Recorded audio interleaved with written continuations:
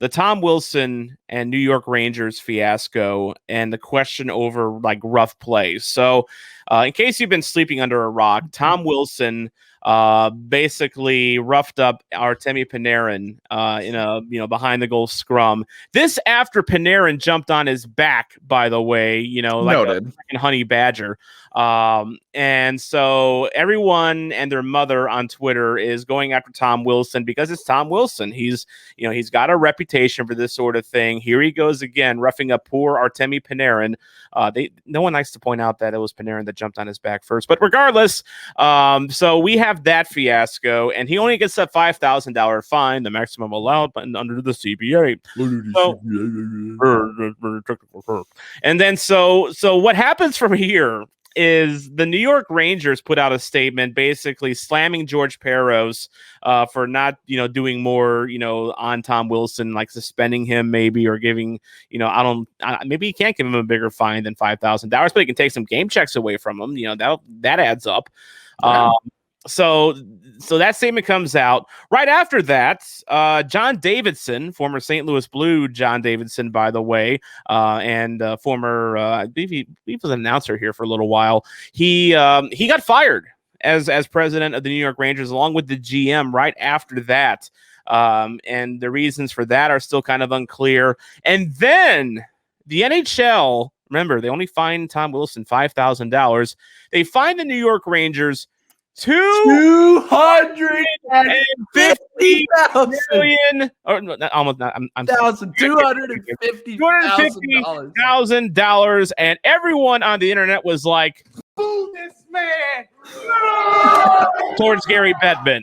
Unbelievable. And so here's okay. So there's winners and losers here, obviously.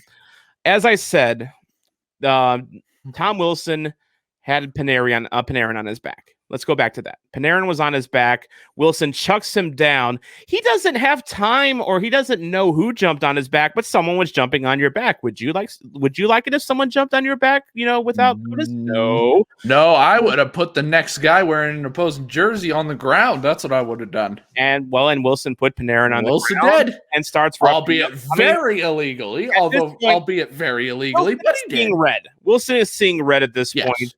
And yes, he does rough up Panarin. And given Wilson's history, I thought a game or two would have been appropriate. 2 games. 2 games would have been fine. I would have been okay with 1. Just something, because again, repeat offender. He did go overboard with Panarin. And he went overboard with Buchnevich as well in the quiz. Yeah. You got to mention that as well. So I think that's why he deserves 2, 1 for each incident. So. Exactly. But it would send a message, that the NHL players' safety is governing this game, the violent and rough play, and that things like that won't go unpunished. And the fact and pretty much Tom Wilson got away with that unpunished, which is unfortunate. It's stupid. The reason why I was so incensed over the $5,000 only is because Sammy Blais had unintentional head contact in the first game of the season and got 2, which is equivalent to $25,000. Yeah. Tom Wilson nearly kills Panarin, and he cross-checks Buchnevich on the back of the neck in the crease when he is in a prone position. He only gets $5,000. It's bullshit. I'm sorry. It is. Yeah. Derek pointed out, Tim and friends pointed out that Wilson has taken out Sonny, Robert Thomas, Sammy Blais. Maybe COVID divisions aren't such a bad thing. We need to go back to the old divisions. As much as this West Division thing has been interesting, playing all these California teams, I need Chicago back in my life. I need Chicago. I need it back in my life. I need Dallas back in my life. No, we need to go back to the Central. I need the goalie chants. I need to chant the Chicago goalie. It's not going to be Crawford anymore, which sucks. It's the inconsistent message here that bugs me the most from player safety, because you have this happen. You mentioned the Buchnevich thing. Have you already forgotten about Mark Stone and Tyler Bozak? It's lucky Tyler Bozak's not in the 3rd grade right now, because of, how hard his head bounced off the ice from that hit. And it was an unnecessary hit. It was a cheap shot. It was stupid. It was a cheap shot. It was a dirty hit. Plain and simple. And yes, I mean, the players did enforce that afterwards. I remember Stone got into a fight at the game after. It was Justin Falk, I think, that took him on, right? Mm-hmm. Yeah. So who by the way is in our bare knuckle tournament, by the way. And it kind of got me to thinking, just of how the if the player safety isn't going to step in on these issues, do we need to resurrect the enforcers to police the game properly themselves? Yes. And I've been reading Bob Plager's excellent book with Tom Wheatley. And he has a chapter in there. The way Plager reads it, by the way, it almost reads like a Reader's Digest almost. You got very short chapters that are just very nice for if you just want to, read a couple pages and then, move on. One of the chapters is called A Knee for a Knee. And this is Bob Plager's encounter with a player named Derek Sanderson. My second season in St. Louis, I got my knee operated on because of Derek Sanderson. We were playing the Bruins, and it was near the end of the game.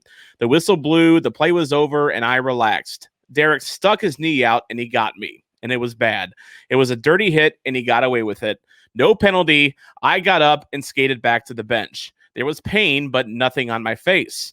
I didn't want him to know he hurt me. When the game was over, I got on the trainer's table, and they said the ligaments were torn right off the kneecap. They wanted to operate that night, but they waited until the next day, which was Thanksgiving.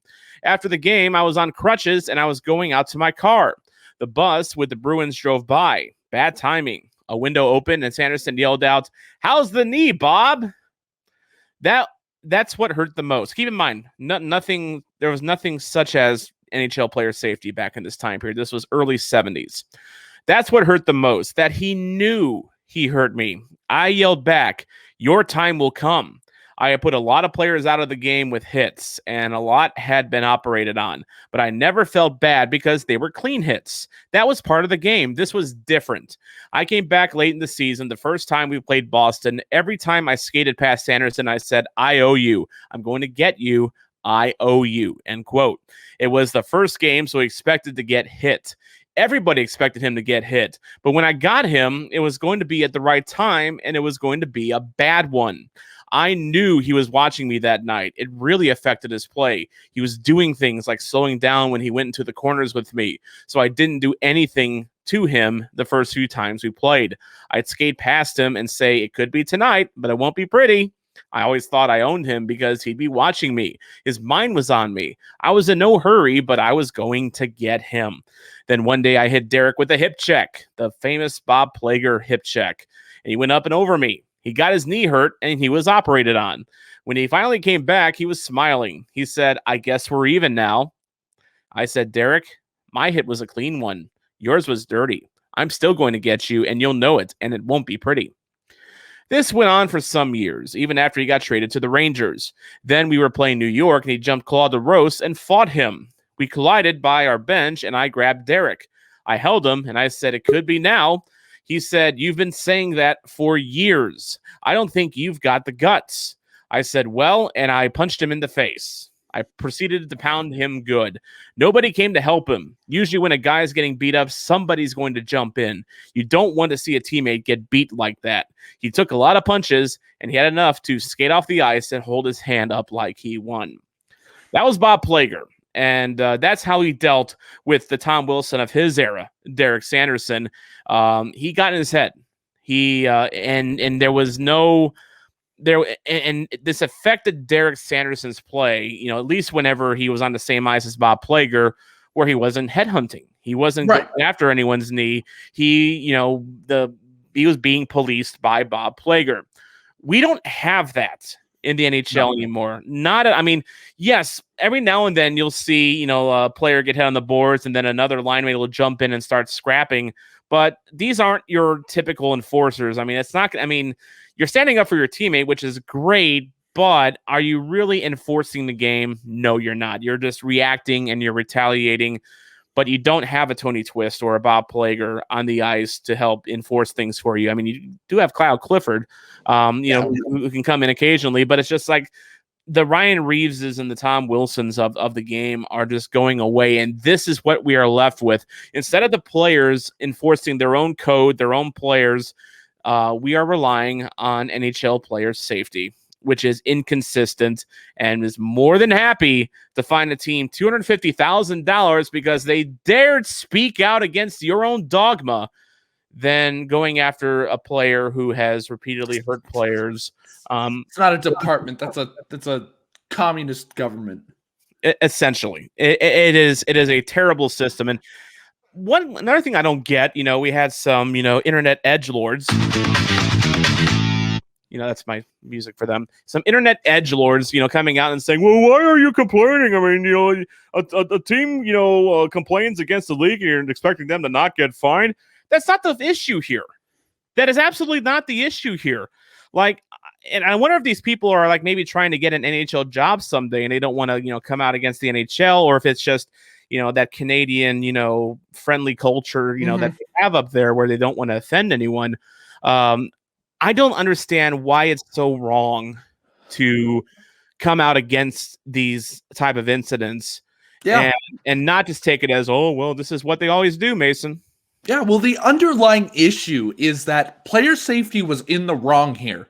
That's the issue. They were in the wrong, and the New York Rangers said, hey, listen, our star player's out for the season because of your guys' incompetence. All right? You guys were wrong.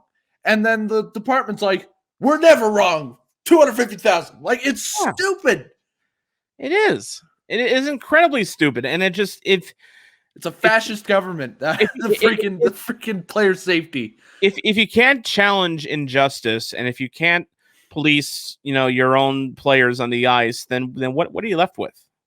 You're not left with anything except a dangerous situation where, the players nowadays, it's a lot different game than it was in the 70s and 80s. Players aren't groomed to be fighters and bangers and enforcers. It's a speed-based game now. That's just not where the game is heading, unfortunately. But but still, if it's the NHL's and the hockey world's goal to literally train the enforcer out of these players, you're still going to have the occasional Tom Wilson that comes up and try his dirty crap. You're still going to have, Brad Marchand out there trying to be a pest. I mean, I don't think. No. What's going to happen is play the game of hockey is at least the way that the USA hockey system is happening right now is they're taking away body checking at younger levels, which is a whole nother tangent. I hate that, but. Because because it doesn't teach the kids to hit properly. It's just so you're going to get more injuries. But what's going to happen is because the whole league, from the developmental level, is taking away enforcers. They're like, hey, this isn't needed because this is dirty play if you're an enforcer. If you're an enforcer, you're not a dirty player. But what's going to happen is because there are no enforcers, the dirty players are going to come out of the woodwork because there's nobody to teach them a lesson. That's what's going to happen. We are going to get, by actively taking away the enforcer role in the NHL at a developmental level, the players like the Tom Wilsons and the players like the Brad Marchands and the players like the Nazem Kadris, they're going to come out of the woodwork and they're going to just be going all night on the ice doing stupid shit.